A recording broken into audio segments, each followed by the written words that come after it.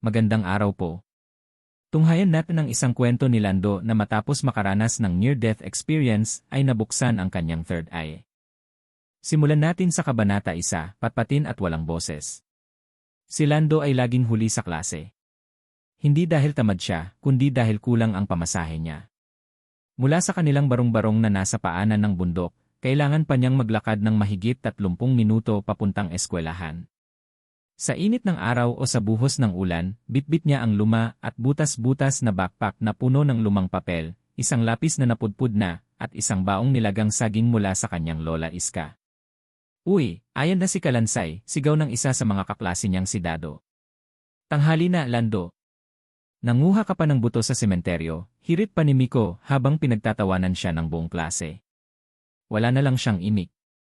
Sanay na siya. Bawat araw ay tila isang eksenang inuulit-ulit sa kanyang buhay, pambubuli, pagmamaliit, at pananahimik. Kahit gustong-gusto niyang sumagot, parang laging may nakabara sa kanyang lalamunan. Natuto na siyang umiti na lang at tumungo, kahit kumikirot na ang kanyang sikmura, hindi lang sa gutom kundi sa lungkot na hindi niya maibulalas. Ang guro nilang si Ma'am Letty, bagamat mabait, ay tila manhid sa paulit-ulit na pambubuska ng ilan sa kanyang mga estudyante. Minsan pa, si Lando pa ang napapagalitan kapag siya ang nahuling nakatingin o hindi nakasagot agad sa tanong. "Lando, kung wala kang sagot, huwag ka na lang pumasok." "Sayang ang upuan," sigaw ni Ma'am isang araw. Hindi siya sumagot.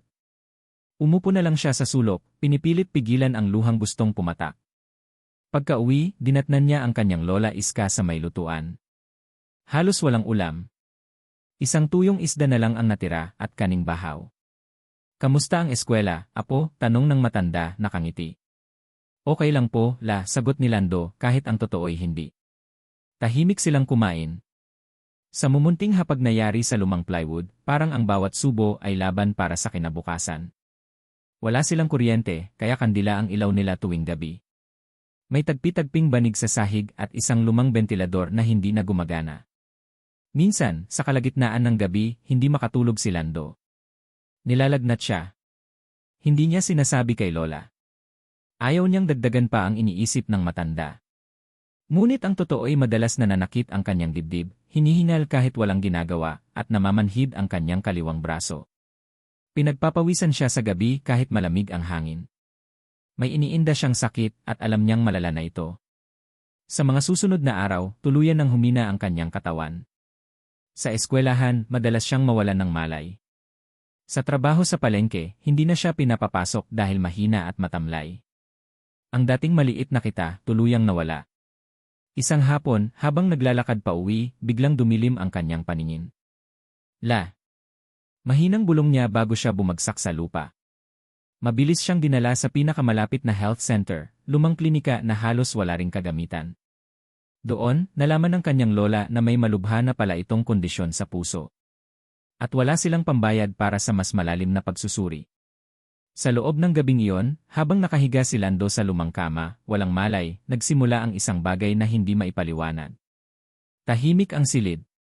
Ngunit sa isipan ni Lando, may naririnig siyang tila malalayong tinig. Mga bulong. Mga sigaw. Mga hikbi. Sa paligid niya, tila may bumukas na pinto. Puting-puti ang lahat. Walang hangin, walang tunog, ngunit naroroon siya. May lumapit sa kanya. Isang nilalang na may anyo ng matandang lalaki, ngunit walang mukha. Sa halip na mga mata, apoy ang nasa mukha nito. Sa halip na bibig, isang itim na puwang. "Lando. Hindi pa ito ang wakas mo," bulong ng nig sa hangin. "Ngunit kailangan mong magbago. Gagamitin mo ang bagong buhay na ito para sa iba." "Para saan po?" tanong niya sa kawalan. "Makikita mo ang mga bagay bago pa sila mangyari." Biglang bumigat ang hangin. Parang may pumasok sa dibdib niya. Umalon ang mundo sa paningin niya. Pagkagising ni Lando, umiiyak si Lola sa tabi niya. "Lando. Apo. Salamat sa Diyos at nagising ka." Ngunit iba na ang nararamdaman ni Lando. Tahimik ang paligid, ngunit sa kanyang isipan, may naaninag na. Isang alon ng baha, mabilis na lumalapit sa kanilang baryo. At doon nagsimula ang pagbabagong hindi lamang magpapalit sa kanyang kapalaran, kundi magbabago sa buhay ng buong bayan. Kabanata 2, ang gabing nagbago ang lahat. Matapos ang 2 araw sa klinika, pinayagan ng umuwi si Lando. Wala silang pambayad sa ospital, pero kinausap ni Lola Iska ang doktor at nangakong babayaran kahit paunti-unti. Dahan-dahan silang naglakad pa uwi, sa ilalim ng dapit-hapong langit, habang pinupuno ng mga kuliglig ang katahimikan ng paligid. Tahimik si Lando. Hindi dahil sa sakit, kundi dahil sa bigat ng mga nakikita niya. Sa kanyang paningin, may manipis na usok na tila umaalon sa hangin. Mga liwanag na hindi nakikita ng iba. Mga aninong dumaraan sa gilid ng kanyang mata. At sa kanyang panaginip kagabi, malinaw na malinaw, isang malaking baha ang sumira sa baryo. Mga batang sumisigaw, mga nanay na humihiyaw, at mga bahay na tinatangay ng rumaragasang tubig. Mahina niyang sambit habang sila'y naglalakad. O, apo. May paparating na delubyo. Parang baha po. Sa panaginip ko kagabi. Sa atin pong baryo. Huminto sa paglalakad si Lola Iska. Tinignan siya ng matagal. Lando, kagagaling mo lang sa bingit ng kamatayan. Baka guni-guni lang yan. Pero ramdam ni Lando, hindi lang ito panaginip. Hindi ito imahinasyon. Pagsapit ng gabi, habang ang buong baryo ay tahimik na natutulog, si Lando ay nakaupo sa labas ng kanilang barong-barong. Sa langit, ang buwan ay kalahati. May malamig na hangin, ngunit may kabang hindi niya maipaliwanag. Sa di kalayuan, naririnig niya ang bahagyang pag-ulan sa kabilang bundok. Mula sa kanyang mata, kita niya ang makapal na ulap sa silangan, tila may itinatagong galit. Sa kanyang paningin, saglit na nagliwanag ang mga dahon ng punong malapit sa ilog. Kasunod nito, isang aninong babae, basang-basa, may hawak na sanggol, lumitaw sa gitna ng kalsada at tiningnan siya. Hindi siya makagalaw. Ang babae ay nakatayo lamang. Nakalugay ang buhok. Basang-basa ang katawan, tila nilamon ng tubig at isinuka ng ilog. Nakatitig lang ito kay Lando, tila may nais sabihin. Bumangon ka. Sabihan mo sila, anang boses ng babae, bagamat hindi gumagalaw ang kanyang bibig. Isalba mo sila. Pagkindat niya, nawala ang anino. Kinaumagahan, maaga siyang bumaba sa sentro ng baryo. Bitbit ang kaba, tinungo niya ang bahay ng kapitan. Kumakatok siya habang nanginginig. Ano yan, Lando? Bungad ni Kapitan Mendez. Kailangan niyo pong sabihan ang mga tao. May parating na baha. Sa bandang gabi po. Galing sa bundok mula sa ilog. Malakas. Mas malakas sa dati. Kailangan pong maghanda tayo. Napakamot sa ulo ang kapitan. Tiningnan siya mula ulo hanggang paa. Lando, galing ka lang sa ospital. Siguro kailangan mo pang magpahinga. Hindi po ako nasisiraan ng bait. Nakita ko po. Ramdam ko po. Hindi to normal na panaginip, ito po ay babala. Paano ka naman makakakita ng ganun? Hindi ko po alam, pero binigyan po ako ng pangalawang buhay. At sa panibagong buhay na ito, nakakakita po ako ng mga bagay na darating pa lang. Napatawa ang kapitan. Isa ka talagang kakatwa, Lando. Huwag ka munang magsalita ng kung ano-ano. Pinagtatawanan ka na nga ng mga tao eh. Lumabas si Lando sa bahay ng kapitan, dala ang matinding lungkot. Tinignan siya ng mga tambay. Isa sa kanila, si Miko, ay sumigaw. Uy, si Propetang Payat. Mag-ingat kayo, baka makita niya raw ang kaluluwa niyong paligo. Tawanan. Hiyawan. Isa na namang araw ng kahihiyan. Sa hapon, biglang bumigat ang langit. Dumilim. Walang ulan, pero may kuryenteng gumagapang sa hangin. Ang mga ibon ay nagsilipasang tila may kinatatakutan. Tumakbo pa uwi si Lando. Pagdating sa bahay, sinabi niya kay Lola. Kahit wala silang maniwala, tayo po'y umakyat sa mataas na bahagi. Delikado po dito. Nakita ko. Marami pong tubig na darating. Tumingin sa kanya si Lola Iska. Hindi na siya nagtalo. Ramdam niya may kakaiba sa apo niya. Kumuha siya ng ilang gamit, sinamahan si Lando sa tuktok ng burol malapit sa kapilya. Habang papalubog ang araw, bumuhos ang ulan. Unay ambon. Pagkatapos ay buhos. Ang ilog ay tila nabuhay, umalulong at umapaw sa pampang. Bumuhos ang tubig, kasabay ng malakas na ragasan ng putik at kahoy. Sa loob ng halos 1 oras, ang buong baryo ay nilamon ng baha. Mga sigaw. Mga ilaw na kumikislap. Mga bubong na unti-unting nilamon ng tubig. Ang mga tao, nagsisigawan sa dilim, hindi alam kung saan tutungo. Ngunit sa burol, si Lando at ang kanyang lola ay ligtas. Nakatingin siya sa ibaba, sa trahedyang kanyang nakita at kanyang pinaniwalaan. Kinabukasan, habang ang araw ay sumisikat sa likod ng ulap, maraming bahay ang gumuho. Ngunit wala ni isang buhay ang nawala. Sa huling minuto, may ilang naniwala sa paalala ni Lando at tumungo sa mas mataas na lugar. Isa si kapitan sa mga napilitang sumunod. At sa unang pagkakataon, humarap si Kapitan Mendez kay Lando, may luha sa mata. Lando. Salamat. Pasensya ka na. Hindi kita pinaniwalaan. Pero kung hindi dahil sa'yo baka wala na kaming lahat. Tahimik lang si Lando. Ngunit sa kanyang paningin, sa likod ng kapitan, nakatayo ang aninong babae mula kagabi. Umiti ito, saka naglaho sa sinag ng araw. Kabanata 3, Unang Babala. 2 linggo matapos ang trahedya ng Baha, tuluyang nagbago ang tingin ng mga taga-baryo kay Lando. Ang dating papating binata na laging tampulan ng tukso at pang-aalipusta, ngayoy binibigyan ng respeto. Lumalapit sa kanya ang mga tao, nagtatanong kung may makikita raw ba siyang panganib, kung ligtas ba ang mga anak nila, kung may paparating na sakuna. Si Kapitan Mendez, na minsang tumangging maniwala sa kanya, ay ngayon ang pinakamaagang sumasalubong sa kanya tuwing umaga, dala ang kape at tinapay. Lando, wika ng kapitan isang umaga habang sila'y nasa barangay hall, huwag kang mahihiyang magsabi kung may masama kang nararamdaman, ha? Ikaw na ngayon ang aming gabay. Ngumiti si Lando. Ngunit sa likod ng ngiting iyon, may bumabagabag sa kanyang dibdib.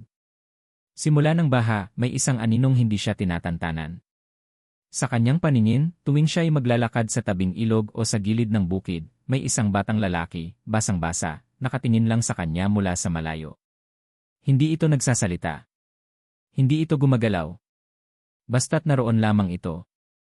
Isang gabi, habang siya ay natutulog sa tabi ng kanyang lola sa munting silid ng kanilang barong-barong, napanaginipan niyang muli ang batang iyon. Ngunit sa panaginip, hindi na ito nakatayo lamang. Lumapit ito sa kanya. Duguan ang mata. Basag ang ngipin. May pisi sa leg, waring binigti. Hindi lang baha ang darating. Bulong nito habang unti-unting humihigpit ang paligid. May darating na apoy. At kasamang sigaw. Nagising si Lando na pawis na pawis. Madilim pa sa labas. Hindi na siya nakatulog. Kinabukasan, nagtungo siya sa maliit na paaralan sa baryo kung saan siya minsang pumasok bilang utility boy. Pinuntahan niya si Ma'am Teresa, ang guro sa ikalimang baitang. Ma'am, kailangan niyo pong sabihan ang lahat ng bata na huwag munang pumasok bukas. Ha? Bakit naman, Lando? Kasi po may masama pong mangyayari sa eskwelahan. Napakunot noo si Ma'am Teresa. Lando, hindi natin pwedeng basta kanselahin ang klase. Ma'am, please. Kahit bukas lang. May nakita po ako. May masusunog, may sasaktan. Nakita ni Ma'am Teresa ang takot sa mga mata ni Lando. Hindi iyon eksaherado. Hindi iyon biro. Nangako si Ma'am Teresa na kakausapin ang prinsipal at ipapasara muna ang paaralan kinabukasan para sa kaligtasan ng lahat. Dumating ang sumunod na araw. Sa baryo, naging ordinaryo ang umaga. Walang ulan. Walang bagyo. Ang langit ay maaliwalas. Marami ang nagtaka kung bakit walang klase. Ang iba'y nagbuntong hininga, akala'y maling babala. Hanggang sumapit ang 2:00 ng hapon. Isang tricycle ang nawala ng preno habang pababa sa makitid na kalsada sa may likod ng paaralan. Sobrang bilis ng takbo nito at sumalpok sa tangke ng LPG na ginagamit ng maliit na tindahan ng merienda na katabi ng paaralan. Boom! Isang malakas na pagsabog ang yumanig sa buong baryo. Umusok ang langit. Nagliyab ang paligid. Sa lugar kung saan sanay naglalaro ang mga bata sa bakuran ng eskwela, ngayon ay nilalamon ng apoy at itim na usok. Tumakbo ang mga tao. Sumigaw. Nagkalat ang mga nasunog na gamit. Ang katabing silid-aralan ay nabitak, ang mga bubong ay gumuho. Ngunit walang bata. Walang guro. Dahil walang pumasok. Dahil kay Lando. Sa gabi, tinawag si Lando ng mga tao sa sentro ng barangay. Nagtipon ang halos lahat. Ang ilan ay may dalang pagkain, ang iba ay may kandila. Nilapitan siya ni Ma'am Teresa at ni Kapitan Mendez. Lando, ani ni Kapitan, salamat, Apo. Ikaw ang dahilan kung bakit walang nawala sa amin ngayong araw. Napatitig sa lupa si Lando. Pero hindi ko alam kung hanggang kailan ko makikita ang mga babalang ito.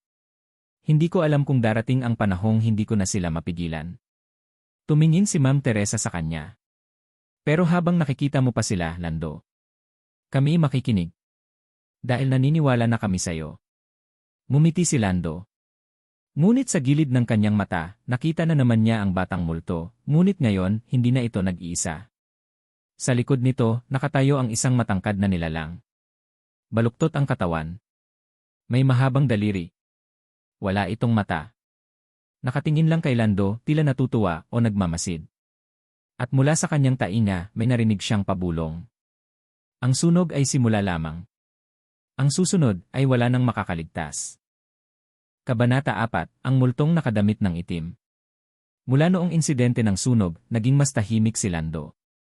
Hindi dahil hindi siya masaya sa tiwalang ibinibigay sa kanya ng mga tao, kundi dahil sa isang bumabagabag na panaginip na paulit-ulit niyang nararanasan.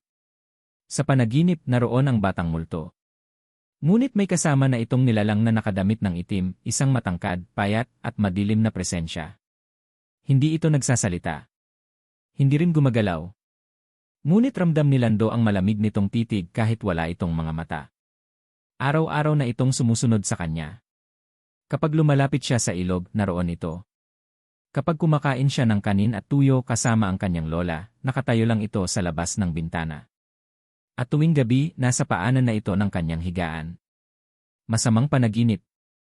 Isang gabi, habang umuulan ng mahina, napabalikwas si Lando mula sa kanyang pagkakatulog. Nanginginig ang kanyang mga kamay. May napanaginipan siyang sunod-sunod na imahe. Isang simbahan na puno ng dugo. Isang buntis na umiiyak sa gitna ng kalsada. At isang batang sinisigawan ng mga anino, habang sumisigaw ng tayo na naman ang susunod. Hindi niya maintindihan ang lahat, ngunit may isang bagay siyang naramdaman, takot. Hindi takot mula sa sakuna. Kundi takot mula sa mga nilalang na hindi niya dapat nakikita. Pakikipag-usap sa lola. Lola. Bulong ni Lando kinaumagahan habang sila'y nagkakape. Bakit, Apo? May sumusunod sa akin, hindi lang multo. Hindi ko siya kilala. Pero nararamdaman ko may gusto siyang mangyari. Hindi siya parang iba. Parang gusto niyang ako ang magsilbing mata niya sa mga sakuna. Pero pakiramdam ko, ginagamit niya ako. Napatingin si Lola Iday sa kanyang apo. Tumahimik ito, saka maingat na itinabi ang kape sa lamesa. Hindi lahat ng regalo ay biyaya, Lando. Minsan, may kabayaran. Anong ibig mong sabihin, La? Noong sanggol ka pa lang, may nagsabi sa akin na malakas ang dating mo. Madalas kang tinitingnan ng mga hayop ng mga pusa. Minsan, umiiyak ka ng walang dahilan. Akala ko noon, normal lang. Pero ngayong nakikita mo na ang mga sakuna at ang mga patay, baka hindi lang basta galing sa Diyos ang kakayahan mo. Pagdalaw ng multo. Gabi-gabi na ngayon kung magpakita ang batang multo at ang nilalang na nakaitim. Sa kalagitnaan ng gabi, habang nakatulog si Lola Iday, narinig ni Lando ang pagkaluskos sa labas ng bahay. Hindi ito alinggaw ng hayop. Tila bapa ng tao ngunit may bigat at mabagal. Dahan-dahan niyang sinilip ang labas. Sa liwanag ng buwan, nakita niyang muli ang batang multo, nakatayo sa ilalim ng puno ng mangga sa tapat ng bahay nila. Ngunit ngayon, may hawak itong isang laruan, isang lumang tren na yari sa kahoy, marumi at basag. Lando. Bulong ng bata. Huwag mo na silang babalaan. Bakit? Tanong niya kahit nanginginig. Dahil may dapat kang bayaran. Biglang lumitaw sa likod ng bata ang nilalang na nakaitim. At sa isang iglap, lumutang ito patungo kay Lando. Hindi ito gumagalaw ng katawan, tila lang siyang sinasagasa ng hangin na may presensya. Sa gulat, napaatras si Lando at napaupo. Nang tumingala siya, nasa harapan na niya ang nilalang. At saka ito bumulong. Alalahanin mo kung sino ang nagbalik sa iyo mula sa kamatayan. Hindi ka basta nabuhay muli, Lando. Ang pagnanakaw ng isang kaluluwa. Kinabukasan, isang balita ang yumanig sa baryo. Nawawala ang anak ni Mang Tonyo, isang batang lalaki na kamukha ng multong matagal nang sumusunod kay Lando. Ayon sa mga kapitbahay, nakita raw itong tumatakbo papunta sa ilog noong madaling araw, tila ba tinatawag ng kung anong boses. Hanggang ngayon, hindi pa rin siya natatagpuan. Nagtungo si Lando sa gilid ng ilog, at doon niya nakita ang laruan ng tren, ang parehong laruan na nakita niya sa kamay ng multo kagabi. Napaupo si Lando at doon siya napaluha. Hindi niya ito nakita. Hindi niya ito nabalaan. At sa kanyang paningin, sa kabilang dulo ng ilog, naroon muli ang batang multo, ngunit ngayon, duguan na ang tiyan nito, at basag-basag ang mukha. Nakatingin ito sa kanya. Tila galit. At sa likuran nito, naroon muli ang nilalang na nakaitim, ngunit ngayon, may hawak na itong anino. Isang kaluluwang nanginginig. Isang boses ang bumulong sa hangin. Isa na ang nakuha. Makakailan pa kaya bago ka bumigay, Lando? Kabanata 5, ang halimaw sa likod ng altar. Lumipas ang mga araw matapos mawala ang anak ni Mang Tonyo. Patuloy pa rin ang paghahanap, ngunit tila ba nalimutan ng baryo ang tunay na takot na baka may mas malalim na dahilan kung bakit naglalaho ang mga bata. Si Lando, sa kabilang banda, ay hindi mapakali. Tuwing gabi, mas lalong tumitindi ang kanyang mga panaginip. Hindi na lang basta sa kuna ang kanyang nakikita, kundi mga sagradong lugar na pinaghaharian ng kadiliman. At sa gitna ng lahat, paulit-ulit na bumabalik sa kanyang panaginip ang isang imahe, isang lumang simbahan sa dulo ng kabubatan, may altar na kulay itim, at isang halimaw na nakagapos sa likod nito. Ang panawagan ng kadiliman. Lando. Bumalik ka sa simula. Ito ang boses na naririnig niya sa bawat panaginip. Bumalik ka sa lugar kung saan ka unang namatay. Isang gabing maulan, ginising siya ng matinding ingay mula sa labas. Akala niya ay hangin lang. Ngunit paglingon niya sa durungawan, nakita niyang may nakasulat sa basang salamin gamit ang dugo. Ang altar ay buhay. Ang halimaw ay ikaw. Napaatras siya. Tumakbo palabas ng bahay. Doon niya muling nakita si Lola Ide na nakatingin sa langit, tila may hinahanap. La! Sigaw niya. May mali. May gustong lumabas. At parang ako ang susi. Tahimik si Lola. Maya-maya, inilabas nito ang isang kahoy na kahon mula sa ilalim ng kubrekama. Inabot niya ito kay Lando. Apo. Panahon na para malaman mo ang totoo. Ang lihim ng ikalawang buhay. Binuksan ni Lando ang kahon. Naroon ang lumang rosaryo, isang piraso ng papel na tila lumang sulat, at isang itim na kwintas na may simbolong hindi niya maunawaan, parang mata na may buntot ng ahas. Sa sulat. Kay Lando, kung ito'y binabasa mo na, ibig sabihin ay gising ka na sa ikalawang buhay mo. Ang sakit mo noon ay hindi basta sakit. Nilapitan ka ng isang nilalang mula sa ilalim ng lupa, isang tagapangalaga ng altar ng dilim. Nakiusap ako sa mga espiritu ng gubat na huwag kang kunin. At pumayag sila kapalit ng isang kasunduan. Ikaw ang magiging mata ng darating na sakuna. Ngunit hindi ko alam na may halimaw palang gumising kasama mo. La. Ano tong altar na to? Nanginginig na tanong ni Lando. Huminga ng malalim si Lola Ide. Bago pa man tayo tumira dito, may alamat na sa baryong ito. Nasa gitna ng kagubatan, may lumang simbahan na itinayo ng mga Kastila, pero hindi para kay Kristo. Kundi para sa isang nilalang na gutom sa sakripisyo. Isang altar ang itinayo gamit ang mga buto ng mga bata. At may halimaw na ikinadena sa ilalim nito. Bawat ikasandaang taon, may isisilang na bata ng ikalawang buhay. Ikaw yon, Lando. Paglalakbay patungo sa simula. Kinabukasan, nagpasya si Lando na sundan ang kanyang panaginip. Bitbit ang lumang kwintas at ang sulat, tumungo siya sa kabubatan. Makulimlim ang langit. Wala siyang kasabay, pero tila ba may tinig na gumagabay sa kanya sa loob ng kakahuyan. Matapos ang ilang oras ng paglalakad, narating niya ang isang lumang sementeryo, wala sa mapa, at tila ba nilamon na ng kalikasan.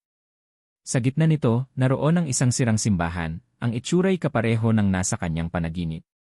Pumasok siya. Mabaho ang loob. Amoy amag at dugo.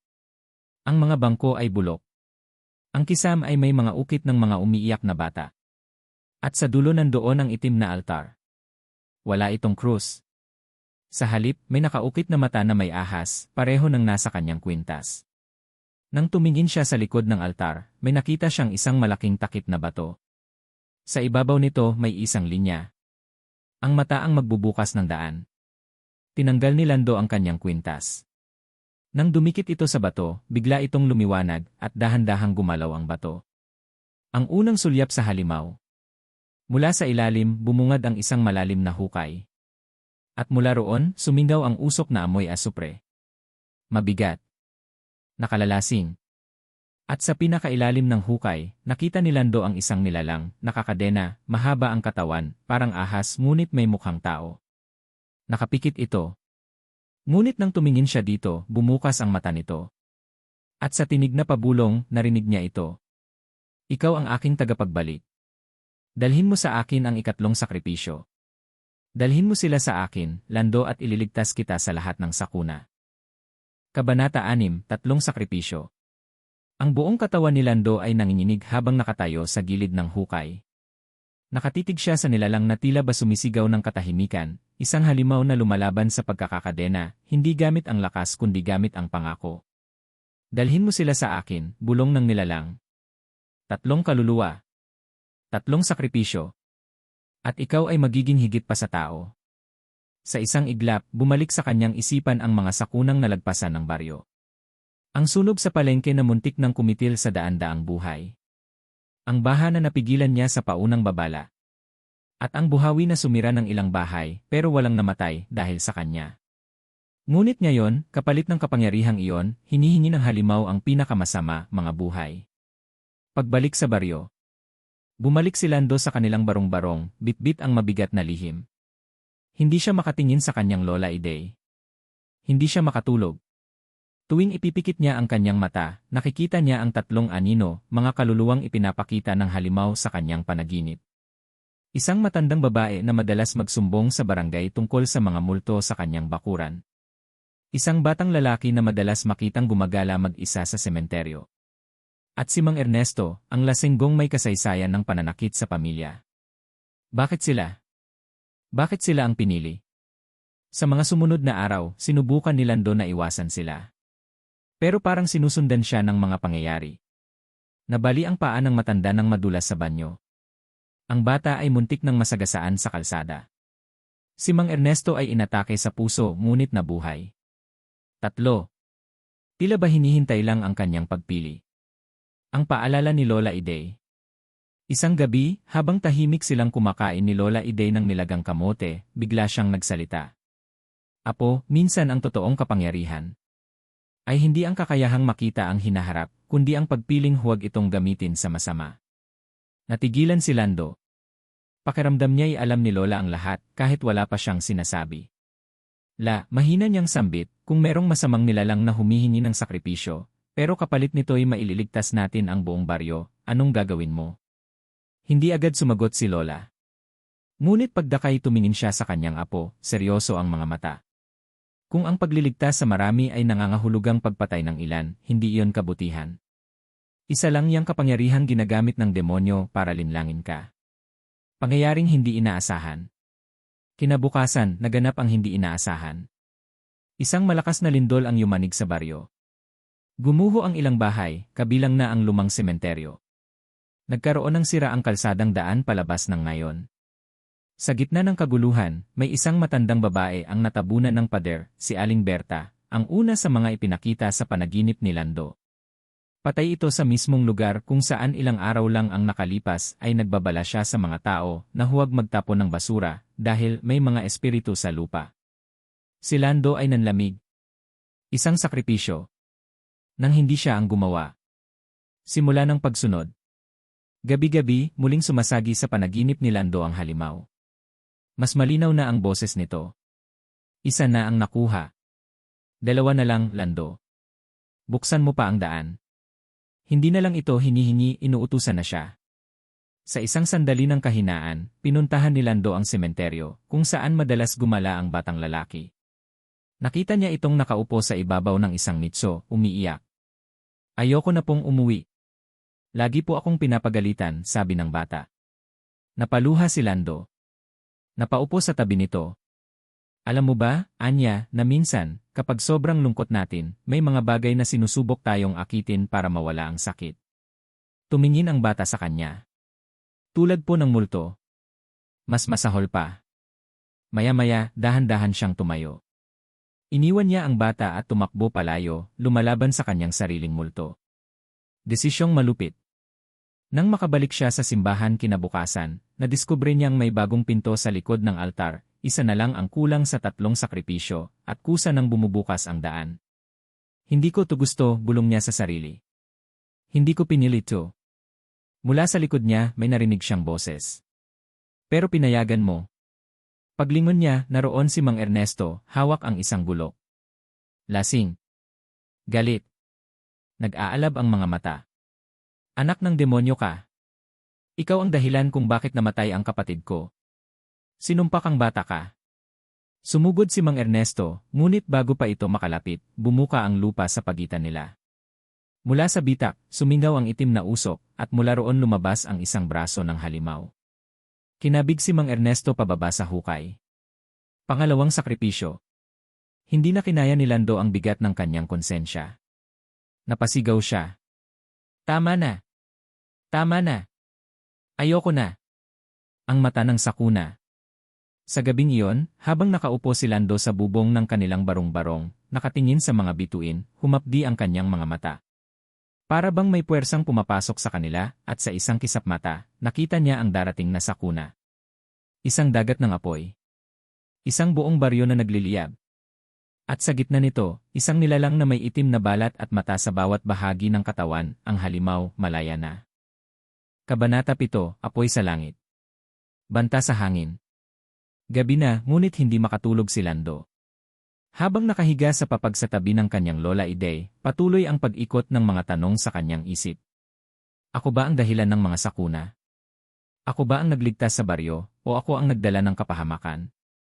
Sa kanyang paningin, muling bumalik ang pangitain, isang matinding apoy na bumabalot sa buong baryo.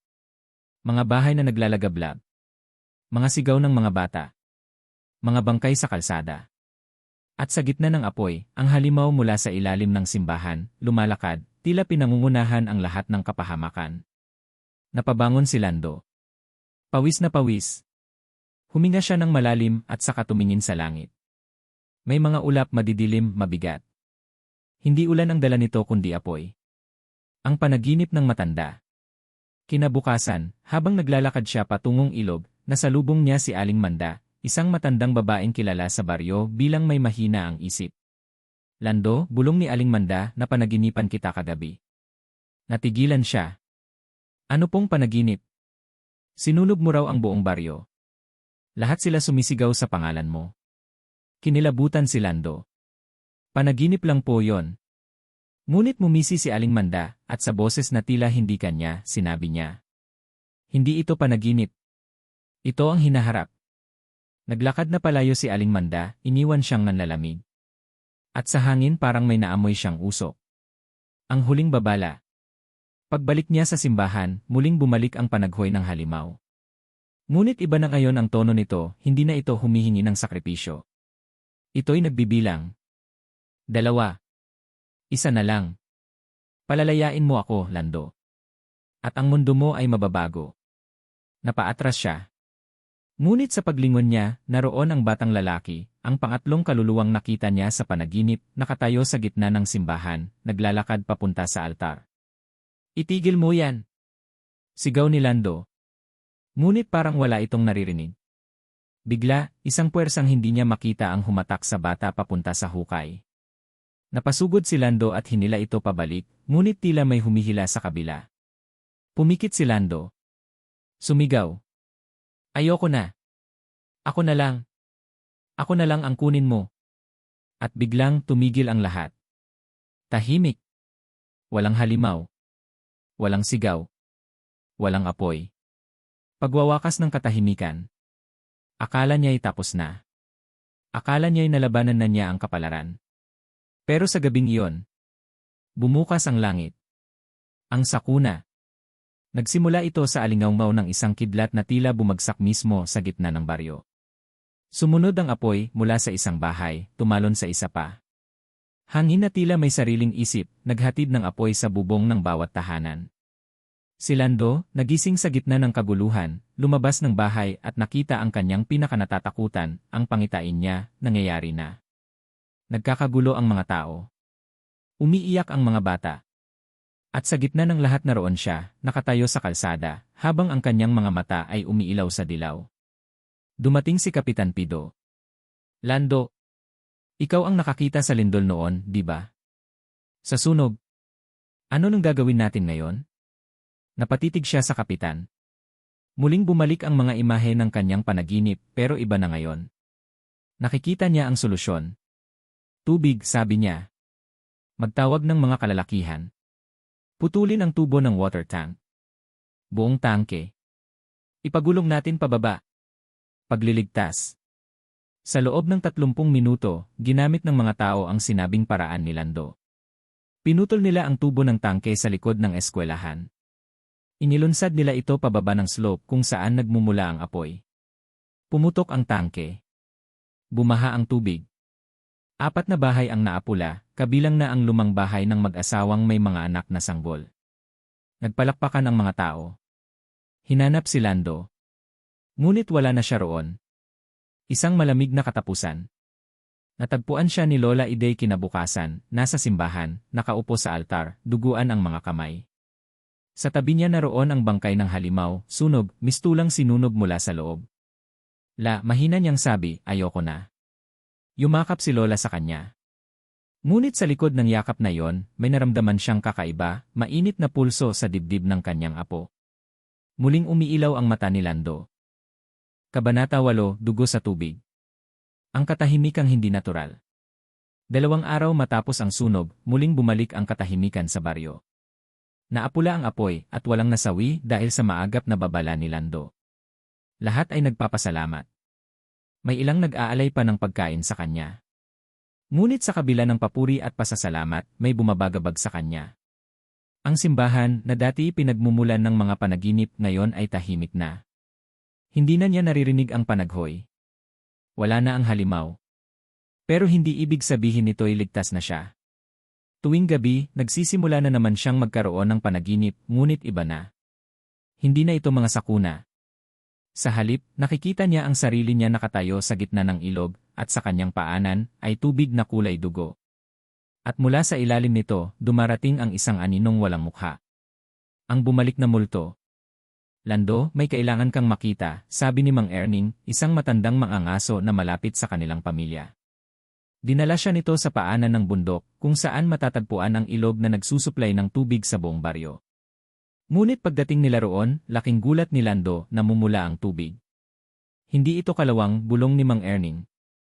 May dugo sa tubig, Lando. Dugo ng hindi tao. Lumapit siya sa gilid ng ilog at inilubog ang kanyang mga daliri. Mainit. Parang buhay ang tubig. Maya-maya, narinig niya ang isang bulong sa hangin. Hindi pa tapos. Hindi mo ako napatay. Pinatahimik mo lang ako. Ang simula ng pagsanib. Kinagabihan, habang natutulog sa barong-barong nila ni Lola Iday, bigla siyang napabalikwas ng bangon. Ang kanyang katawan, pawisan, nanginginig. Ngunit mas nakakatakot, ang kanyang mga kuko ay nagiging itim. Sa salamin ng lumang aparador, nakita niya ang kanyang mga mata. Dilaw. Nangingintab. Tila mata ng halimaw. Hindi. Hindi ako ito. Bulong niya. Tumayo siya at muling naglakad patungong simbahan. Sa bawat hakbang, parang may humihila sa kanya. Hindi ang kanyang paa ang gumagalaw, kundi ang kung anumang naninirahan na sa kanyang loob. Ang altar ng kaluluwa. Pagdating niya sa simbahan, bumukas ang mga pintuan ng kusa. Walang hangin. Walang tao. Ngunit ang liwanag mula sa altar ay umiilaw ng pulang-pula. Tumayo siya sa gitna, at mula sa ilalim ng altar, may lumabas na mga itim na ugat na tila gumagapang sa sahig, papunta sa kanyang mga paa. Hindi siya makakilos. Tila pinako sa sahig. At sa likod niya may bumulong. Ginising mo ako. Kaya ikaw na ang magiging sisidlan ko. Muling bumalik sa kanyang isipan ang lahat ng sakuna.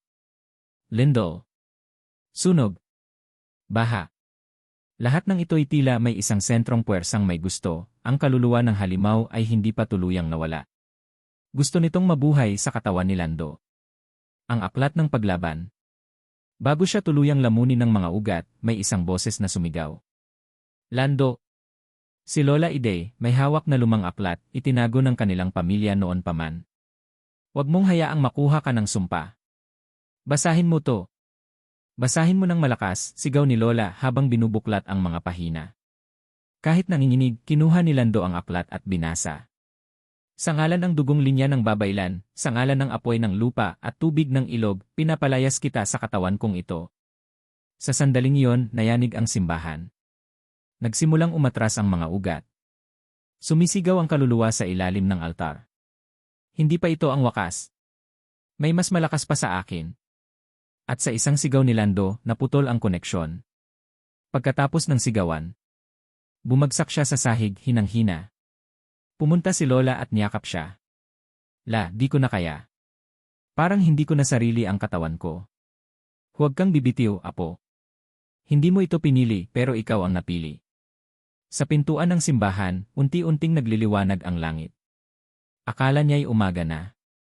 Ngunit hindi ito araw, ito ay isang apoy na nagmumula sa kalangitan. Hindi pa tapos ang lahat. Kabanata 9, mga mata sa ulap.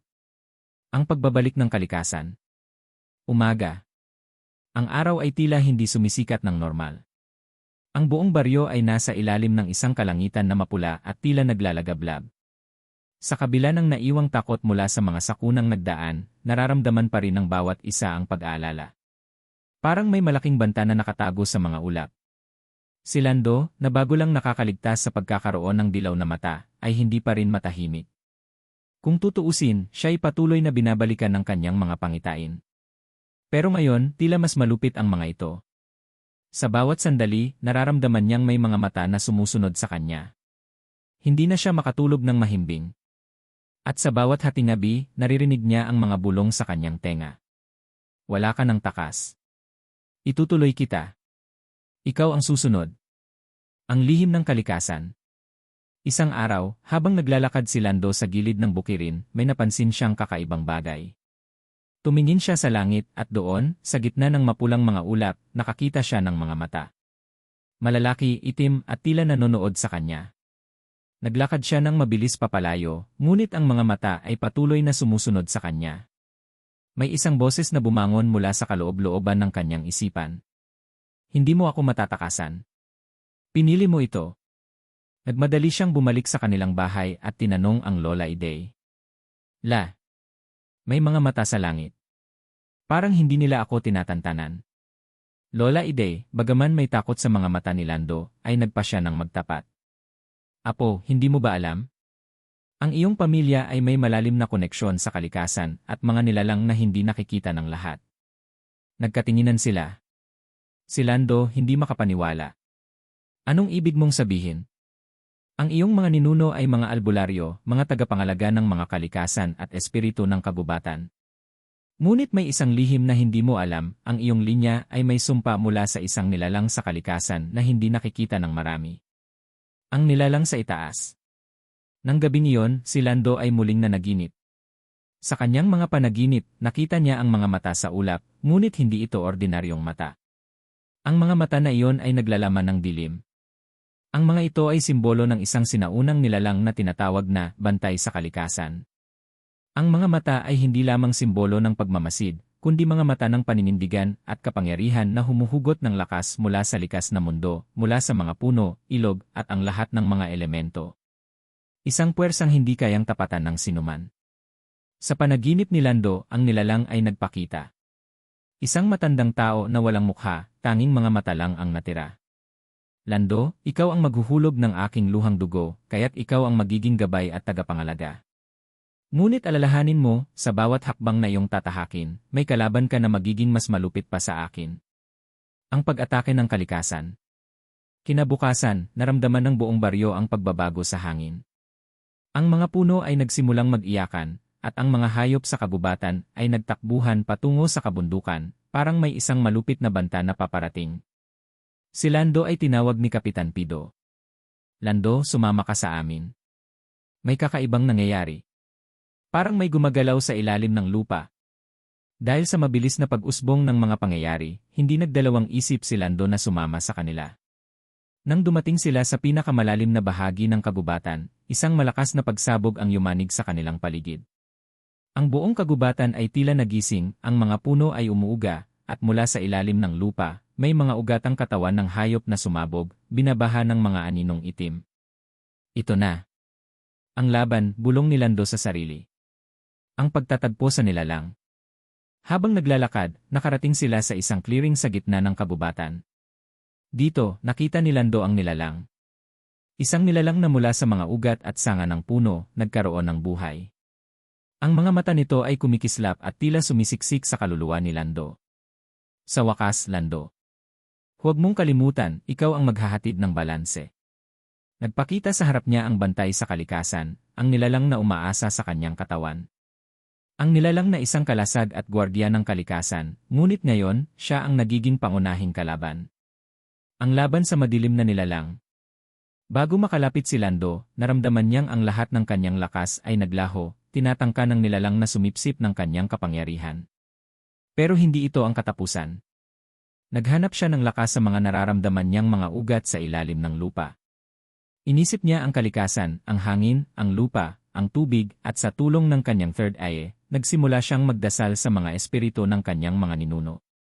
Pinag-isa niya ang lahat ng kalikasan, at sa isang malakas na sigaw, pumutok ang isang alon ng enerhiya mula sa loob niya. Ang nilalang, ang bantay sa kalikasan, ay nagsimulang mangisay. Nang lumikha si Lando ng isang patibong gamit ang tubig at hangin, ang katawan ng nilalang ay pumutok at naglaho sa hangin, na tinatangay ng hangin at ulan. Pagkatapos ng laban, habang ang buong kagubatan ay tahimik na ngayon, si Lando ay nanghihina, ngunit nakaramdam ng isang kakaibang lakas, at isang pakiramdam ng kapayapaan. Nasa wakas na nila ang unang laban, at siya na ngayon ang magiging gabay sa kalikasan. Wala na ang bulong ni Lando. Tapos na ang dilim di. Ngunit sa kabila ng tagumpay, ang mga ulap ay muling nagsimulang magtipon, may bago na namang banta sa kanilang paligid. Kabanata 10, ang huling pagsubok. Ang pagbabalik ng kalikasan. Pagkalipas ng ilang linggo ng katahimikan sa baryo, unti-unting bumalik ang normal na buhay. Ang mga tao ay nagsimulang magsimula muli, mga bagong pananim, mga bagong hayop, at mga bagong pagkakataon para sa kanilang bayan. Ang mga sakuna ay tila napawi, at ang galak at pasasalamat ng mga tao ay ramdam. Ngunit sa kabila ng lahat ng ito, may isang bagay na hindi kayang burahin ni Lando mula sa kanyang isipan, ang banta na hindi pa tapos. Hindi pa tapos, Lando, sabi ni Lola Iday sa kanya, habang inaalis ang mga lumang gamit sa kanilang bahay.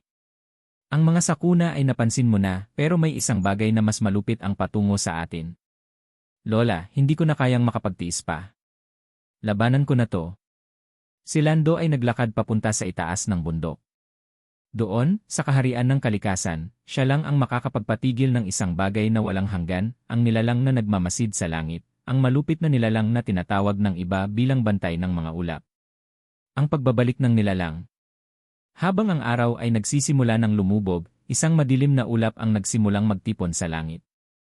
Nakita ito ni Lando at tila nababalot siya ng isang pakiramdam ng matinding takot at pag-aalala. Kagabi, may nagpakita sa kanyang panaginip ang nilalang mula sa kalikasan. May mga mata ito, at mga mata na ngayon ay nagiging bahagi ng kanyang kaluluwa. Lando, wala ka ng takas. Ang oras mo ay dumating na. Sabay-sabay, sumabog ang langit at mula rito, tumulong na ang hangin at ulan na nagdadala ng isang mas malupit na puwersa. Ang huling laban.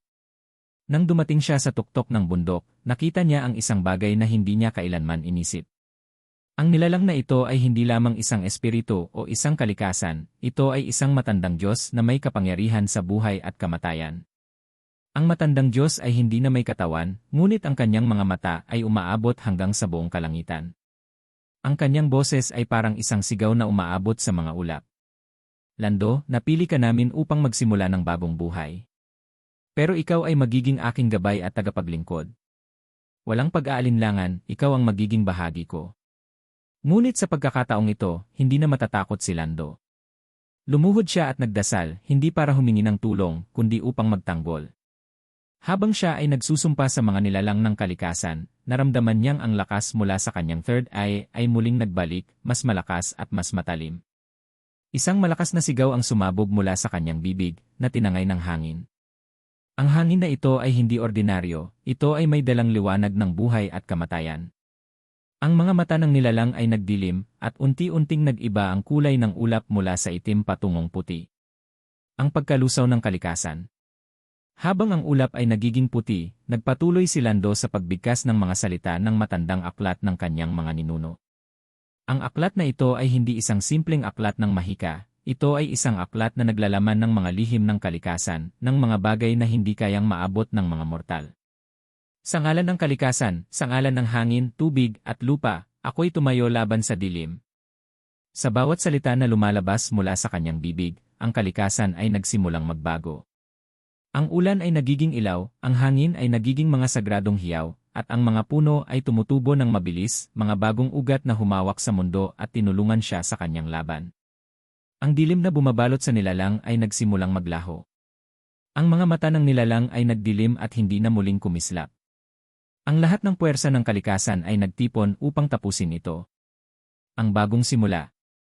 Sa huli, tumahimik ang buong paligid. Ang ulap ay nagbabalik sa pagiging maputi at ang araw ay muling sumikat, nagpapakita ng isang bagong pag-asa.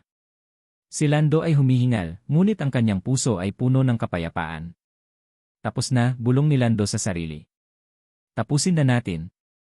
Nakita ni Lando ang isang bunga ng mga puno, ang mga ugat na gumagapang mula sa ilalim ng lupa ay nagbigay ng buhay sa bagong kalikasan. Ang mga nilalang sa paligid ay muling nagsimula ng buhay, at ang buong baryo ay muling nabuhay. Hindi pa tapos ang lahat, Lando, ngunit ikaw ang magtatanggol, sabi ng isang boses mula sa hangin. Ang huling aral. Bago siya lumisan, iniwan sa kanya ng kalikasan ang isang mensahe. Ang pagtutulungan ng tao at kalikasan ay isang mahalagang kasunduan, at si Lando ay nagsimula ng maging gabay sa mga susunod na henerasyon. Ngunit ang tunay na laban ay hindi na para sa kanya, ito ay para sa lahat ng nilalang na may malasakit sa kalikasan. Tandaan mo, Lando, kapag tinanggihan mo ang balanse, magkakaroon ng isang pagsubok. Huwag mong kalimutan. Si Lando ay bumalik sa baryo na may bagong misyon. Hindi na siya lamang ang batang binubuli. Siya ay isang tagapangalaga, isang tagapagligtas na nagdala ng balanse sa mundo. Maraming salamat sa pagsubaybay sa kwentong ito. Kung nagustuhan mo ang mga kaganapan sa buhay ni Lando at ang kanyang laban para sa kalikasan, huwag kalimutang mag-subscribe at i-follow ang aming page para sa mga susunod pang kwento ng misteryo, kababalaghan at pagsubok. Patuloy kaming magdadala ng mga kwento na magpapalakas sa inyong imahinasyon at magbibigay ng kakaibang takot at kilig. Hanggang sa muli at salamat sa iyong suporta.